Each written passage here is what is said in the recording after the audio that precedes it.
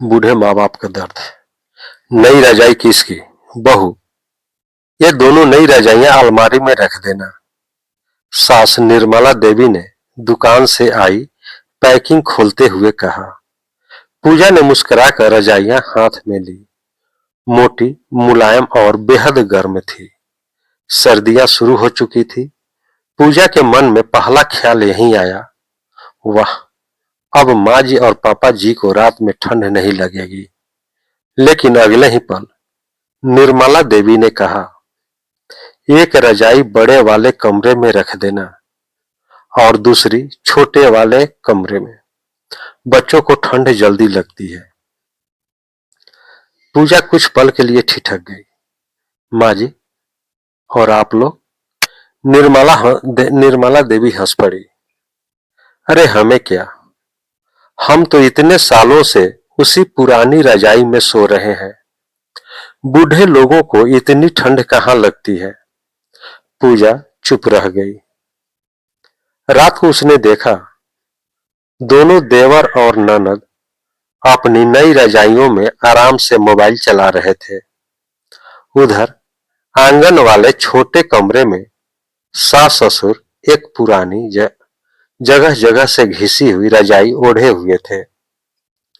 रजाई इतनी पतली हो चुकी थी कि अंदर की रुई तक बाहर झांक रही थी।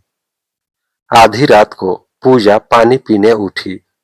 उसने देखा, ससुर जी धीरे से अपनी तरफ की रजाई खींचकर निर्मला देवी की ओर कर रहे थे। खुद का आधा शरीर में ठंड खुद का आधा शरीर ठंड में खुला हुआ था।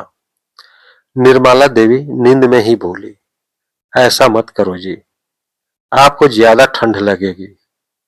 ससुर जी मुस्कुरा दिए, तुम्हें सर्दी लग जाएगी तो दवा भी मुझे ही खिलानी पड़ेगी। दोनों हल्के से हंस दिए, लेकिन वह हंसी ठंड से कांप रही थी। पूजा की आंखें भर आई।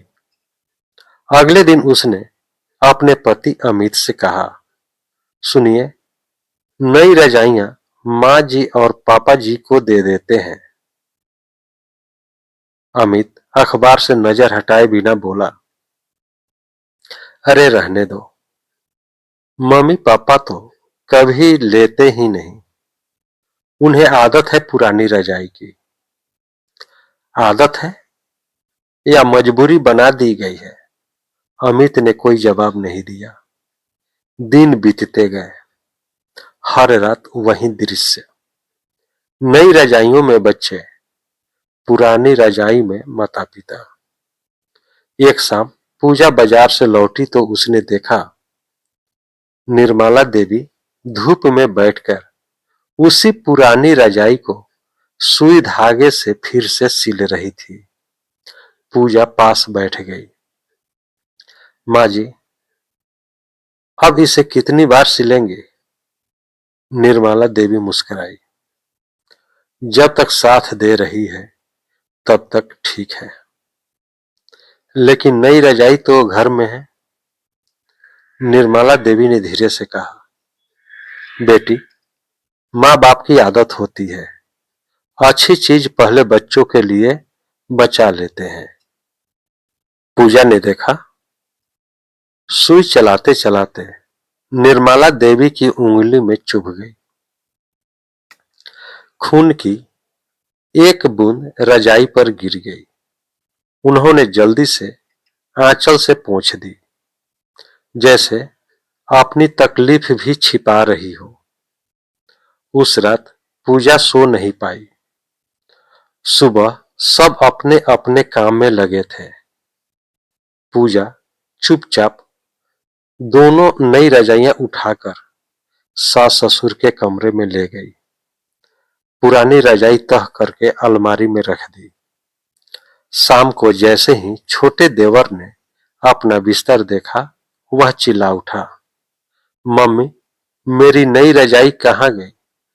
ननद भी आ गई। भाभी, आपने हमारी रजाई क्यों हटा दी? पूरे घर के लोग इकट्ठा हो गए। पूजा शांत खड़ी रही। सास घबरा गई। अरे बहू रहने दे, वापस रख दे, बच्चे क्या ओढ़ेंगे। पूजा ने पहली बार सास का हाथ पकड़ लिया। आज नहीं माँ जी। पति भी नाराज होकर बोला। पूजा, बिना पूछे इतना बड़ा फैसला कैसे ले लिया। पूजा ने सबकी ओर देखा। उसकी आंखों में आंसू थे, लेकिन आवाज बिल्कुल शांत थी। मैंने सिर्फ रजाई नहीं बदली है, मैंने इस घर की एक गलत आदत बदलने की कोशिश की है। पूरा घर खामोश हो गया। पूजा आगे बोली। जब हम छोटे थे तो ठंड हमें लगती थी और हमारी माँ रात भर जागकर हमें ढकती रहती थी। कभी अपनी रजाई हमारी तरफ कर देती थी, कभी खुद ठंड में सो जाती थी। तब उन्होंने कभी नहीं कहा कि मुझे भी ठंड लग रही है। आज वही माँ बूढ़ी हो गई, तो क्या उनकी ठंड भी बूढ़ी हो गई। किसी के पास जवाब नहीं था। पूजा ने फिर कहा, मैंने 3 रातें अपनी आंखों से देखा है। पापा जी आधी रात में अपनी तरफ की रजाई माँ जी पर डाल देते हैं और खुद ठंड में कांपते रहते हैं। आप सबको कभी दिखाई नहीं दिया, क्योंकि आपने देखना ही छोड़ दिया। अब ससुर जी की आंखें भर चुकी थी। उन्होंने सिर झुका लिया। पूजा ने देवर की ओर देखा। तुम्हें नई रजाई इसलिए चाहिए क्योंकि तुम्हें ठंड लगती है, लेकिन क्या कभी तुमने सोचा, जिस इंसान ने तुम्हें बचपन में अपनी छाती से लगाकर ठंड से बचाया, उसे अब ठंड नहीं लगती होगी। देवर की आंखें नम हो गई। ननद चुपचाप मां के पास आकर बैठ गई। पति अमित पहली बार अपनी मां के हाथों को देख रहा था, जिनकी उंगलियां ठंड और काम से फट चुकी थी।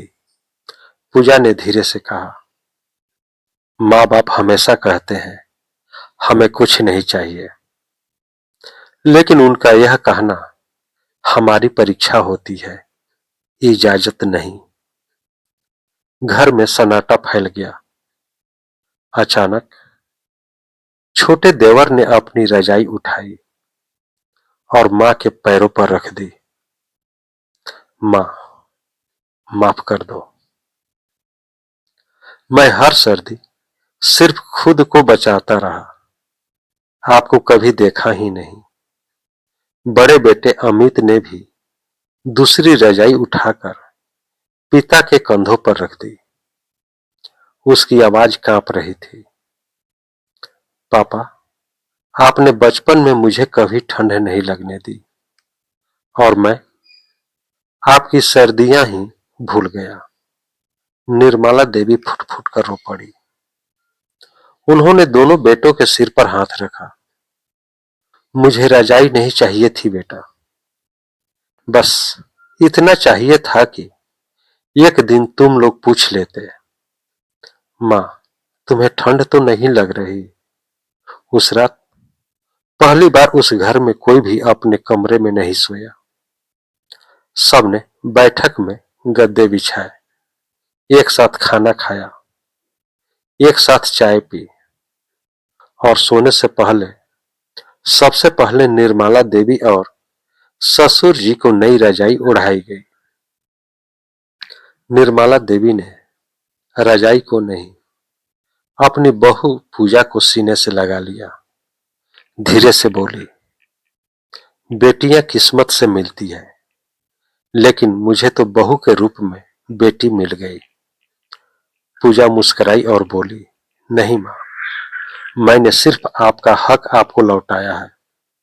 उस दिन के बाद उस घर का एक नियम बन गया, घर में कोई भी नई चीज आएगी तो सबसे पहले उन 2 लोगों के हिस्से में जाएगी, जिन्होंने पूरी जिंदगी अपनी हर नई चीज बच्चों के नाम कर दी, क्योंकि माँ बाप कभी मांगते नहीं और जो अपने लिए मांगना भूल जाए उनके हिस्से का सम्मान उनके बच्चों को याद रखना चाहिए।